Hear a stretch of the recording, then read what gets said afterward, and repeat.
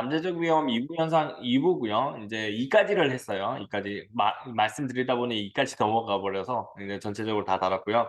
지금부터는 3부터 중국 부동산까지 정리를 한번 하도록 하겠습니다. 금리 인상이 이제 12월 달에 일어나서 4.5까지 올라와 있는 상태고 다음 분기에는 반반 올라갈 것 같아요. 반반 올라가는 게 정점을 찍을 거고 인플레이션은 그래도 7.1은 심한 거 작년에 많이 올랐기 때문에 더 올라가기는 힘들다. 그렇게 보고 있고요. 이제 문제는 뭐냐면 이제 여기 있던 게 이제 옮겨버렸죠. 이제 올해 초입니다. 그리고 이제 내년도 하반기는 다시 이쪽으로 이제 나올 건데 지금 23년도 최종금리는 저는 5에서 5.25 이렇게 보고 있습니다. 그렇게 보시고 1월, 2월, 그러니까 2월하고 실제로 3월 22일이에요. 그래서 그렇게 해서 0.25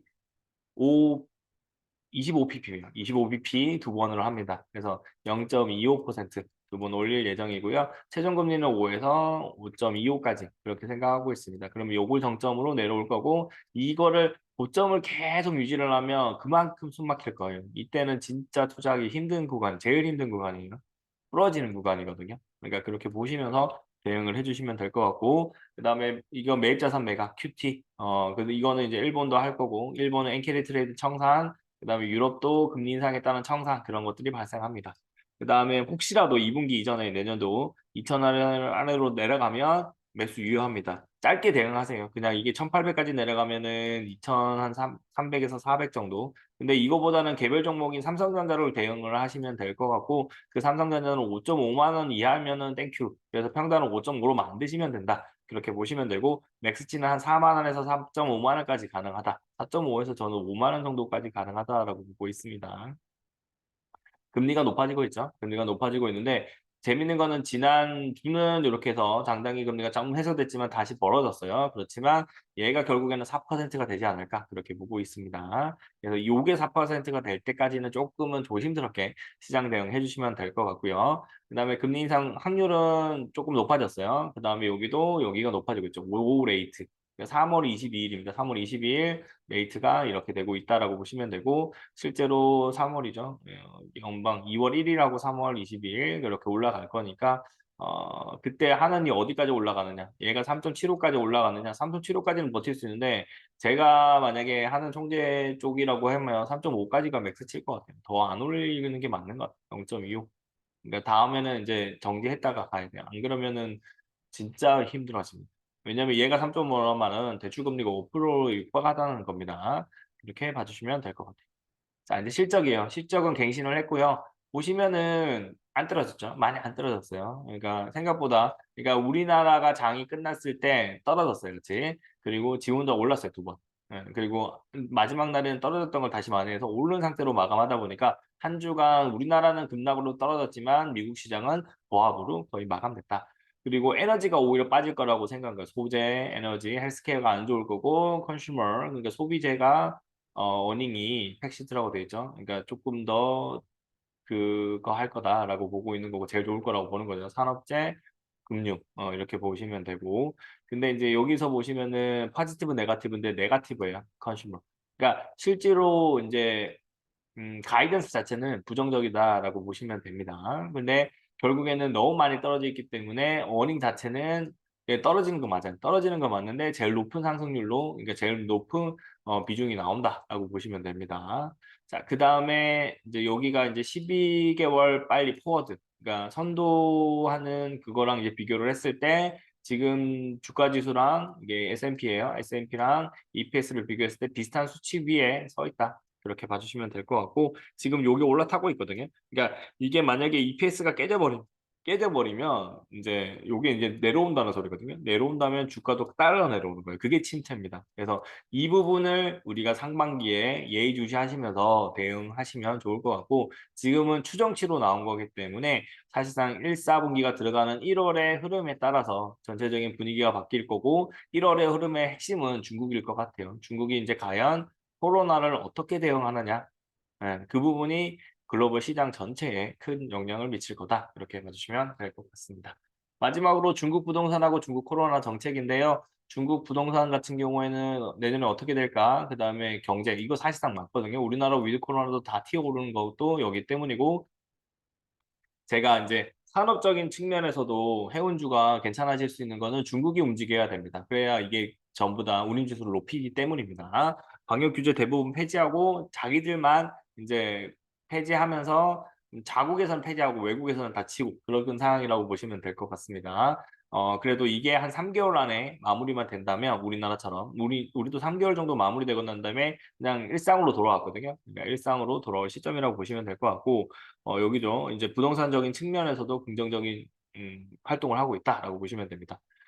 그다음에 여기도 동일하게 그거예요. 이제 상하이에 이제 코로나 상황입니다. 코로나 상황이고 이만큼 있는데 회복자도 증가하는 거죠. 원래 우리가 했을 때 이번에 그 작년에 코로나가 확진자가 빨리 발생하고 빨리 회복한다는 거 특성이 있었죠. 나이 많으신 고령층한테는 치명적이지만 이 부분이 같이 연결되고 있다라고 보시면 됩니다. 이거 제대로 발표 안 한다는 거고 공유해라는 거고요. 미국이 맞고 일본도 맞고 있고 우리나라도 어느 정도 맞고 있습니다. 그래서 그 정도 정책만 하면 돼요. 이거는 뭐 예전에 뭐 그랬니 저랬니 그런 거는 필요 없습니다. 지금은 딱 맞는 정도. 그때랑 완전 다른 상황이기 때문에 베이징 코로나 80% 넘은 것 같고요. 그리고 사실상 우리나라에서도 이제 여기 있는 그러니까 실제로 외국에 여행해서 비행기 절반이 코로나 환자라고 나오더라고요.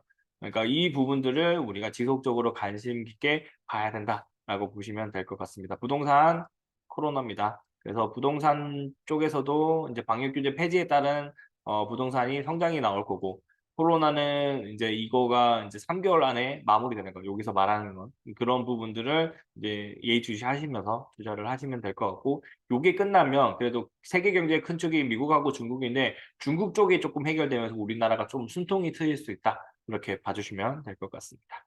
이제 뉴스 보면서 마무리를 할게요. 중국 뉴스입니다.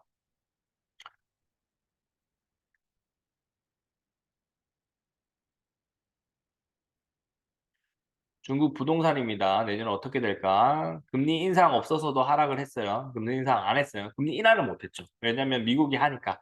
그다음에 물가 코로나 등 여파고 중국이 부동산에 적극 개입을 할 거라는 겁니다. 부실 부동산 기업 자산 부채 인수를 하면서 청산하는 절차를 가질 거고 옥석을 가리기를 합니다. 공상단계잖아요. 얘네들은 걸리면 딱 CO 자체도 교체를 해버리는 쪽이다라고 보시면 되고 할 수 있는 동력은 러시아예요. 러시아에서 에너지를 싸게 공급할 거기 때문에 중국은 여기서 다른 나라 대비해서 좀 더 여유가 있다라고 보시면 됩니다. 부동산 위험이 힘들기 때문에 이거를 가계부채로 전환하는 거 계속했고 그러나 이게 쌓여 있어요. 그래서 이런 것들이 이제 힘들어질 수 있다라고 보시면 되고 그다음에 자유시장에 맡기지 않았기 때문에 이걸 억제로 꼭 재우면서 그러니까 은행 시스템 붕괴만 발생하지 않으면 버티면서 할 건데요. 여기가 버텨버려갖고 외국으로 이제 이게 만약에 악재가 터져버린다면 그때가 정말 위험하다라고 보시면 되고 작년에는 이제 그 부동산 관련된 중국 대기업들이 다 힘들었죠. 네, 그런 부분들도 여러분이 생각해 주시면 될 것 같습니다. 여기가 해결돼야만 가상화폐 시장도 조금 해결할 수 있습니다. 방역 규제 대부분 폐지하니까 대유행은 당연히 나온다는 거 그렇게 얘기를 하는 거고요. 본인들이 이게 자유를 달라 했던 거에 따른 결과물이기도 합니다. 실제로 이제 이렇게 해가지고 경제를 살리는 방향 갈 거고, 그다음에 지금 이제 설 연휴 되고 난 다음에, 아마 시골에 있는 나이 많으신 분들이 힘들어질 겁니다. 이게, 참, 그래요. 그러니까 여러 가지 면으로 많은 분들이 돌아가시지 않을까라고 보고 있고요. 인도처럼 그런 결과가 나올 것 같아요. 예, 아직 거기까지 파급이 안 됐기 때문에 이런 부분들이 한동안은 3개월 동안은 계속 관심 깊게 보시면 될 것 같고요. 도시 입장에서는 이게 지금 이번 유행하고 난 다음에 잘 버티면 2, 3개월 안에 1월 안에 정리가 될 수 있습니다. 오히려 시골에서 더 터질 수 있다라고 보시면 됩니다. 그다음에 중국 움직이니까 이제 세계 경제가 들썩들썩하죠. 여행도 다시 하는 거고 이 여행이 리오프닝 되는데 자산가들은 충분히 이거 백신 다 좋은 거 맞았었거든요. 그러니까 성장이 가능한 거고 최저 성장을 찍었기 때문에 이제부터는 반등이 나왔어요. 그래서 이게 억제이지 않으면 움직일 수 있고 부동산이 올라가요. 그러면 자연스럽게 올라갈 수 있는 거고요. 소매 판매도 당연히 사람들 이동하는 거 막았기 때문에 이제 박살났던 거고 다시 올라올 수 있다. 그렇게 봐주시면 될 것 같습니다. 투자 개발 금액은 가감하게 지금 바로 들어가진 않을 것 같고요. 여기서 조금 치다가 영 구간으로 들어갔다가 이제 올라오는 그런 모양이 될 수 있다. 그렇게 봐주시면 되고요. 그다음에 하늘에서는 이 정도 예측하고 있다. 왜냐하면 이 물가가 가능한 거는 러시아입니다. 우리나라랑 다르게 러시아로부터 에너지 공급을 받고 있기 때문에 인도랑 중국이 조금 좋다. 이렇게 봐주시면 되고요. 그다음에 신축주택은 12월까지 이제 코로나 확산 여파로 이제 힘들고 실제로 뭐 사람들 만나기 시작해 갖고 바로 집을 지을 수는 없잖아요. 만나고 난 다음에 3개월은 걸리니까 그 시점이 필요하다라고 보시면 될 것 같습니다. 그래서 이 부분이 완전 떨어지긴 했지만 이제 만회가 되면서 내년도에는 긍정적인 결과가 나오고 성장률도 작년보다는 높게 나올 거기 때문에 그 부분이 긍정적으로 보시면 될 것 같습니다. 중국 코로나 정책하고 부동산은 양날의 검이에요. 그래서 하나가 너무 강하면 하나가 부러지는데 코로나 정책은 거의 폐기고 그러면 부동산은 살리는 방향으로 가고 경제를 살리는 방향으로 움직일 거고 그러면 다행히 우리나라도 내년 4월에서 6월까지만 잘 버텨주면은 그래도 뭐 기회가 나오지 않을까. 그래도 박스권으로 보시면서 대응을 해주시면 될 것 같습니다. 잠재적 위험은 여기까지 하고요. 이제부터는 이렇게 제 유튜브 자체에서 그냥 올려드리는 걸로 하고, 미르 연구소는 별개로 운영된다는 거 이해해 주시면 될 것 같습니다. 감사합니다.